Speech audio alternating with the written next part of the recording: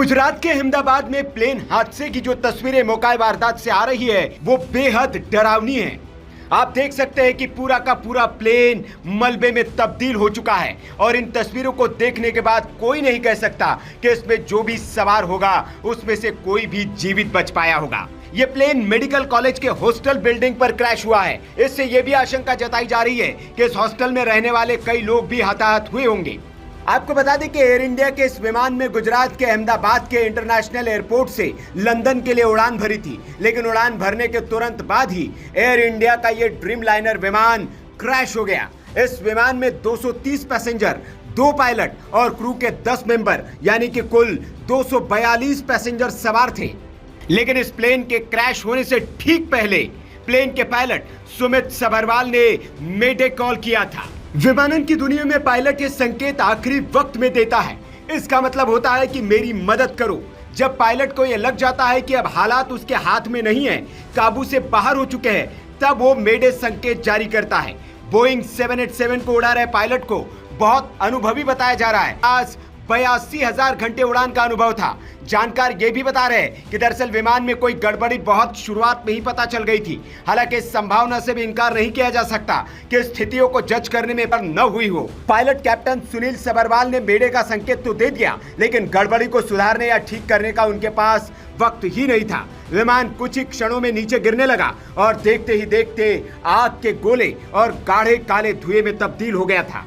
जानकार बता रहे कि इस तरह की कोई गड़बड़ बहुत ऊंचाई पर होती है तो पायलट को सोचकर कुछ करने का वक्त भी मिलता है, लेकिन जाहिर है कि हालात उसके कंट्रोल में नहीं है। मेडे शब्द फ्रेंच के मैडर यानी कि मेरी मदद करो शब्द से लिया गया है। 1927 में वॉशिंगटन के इंटरनेशनल रेडियो टेलीग्राफ कन्वेंशन में इसे आधिकारिक आपातकालीन कॉल बनाया गया। पायलट इसे 3 बार दोहराते हैं, मेडे मेडे मेडे, ताकि एटीसी इसे तुरंत समझ ले और बाकी रेडियो संदेशों के बीच ये साफ सुनाई दे। ये कॉल इंजन फेल, आग, दबाव में कमी या किसी ऐसी स्थिति में दी जाती है जहां तुरंत मदद की जरूरत होती है। जानकारी ये भी मिल रही कि अहमदाबाद हादसे में पायलट ने टेक ऑफ के 2 मिनट बाद ही मेडे कॉल दिया था। उस वक्त विमान सिर्फ 625 फीट की ऊंचाई पर था। इससे साफ है कि पायलट को तुरंत किसी गंभीर समस्या का एहसास हो गया था।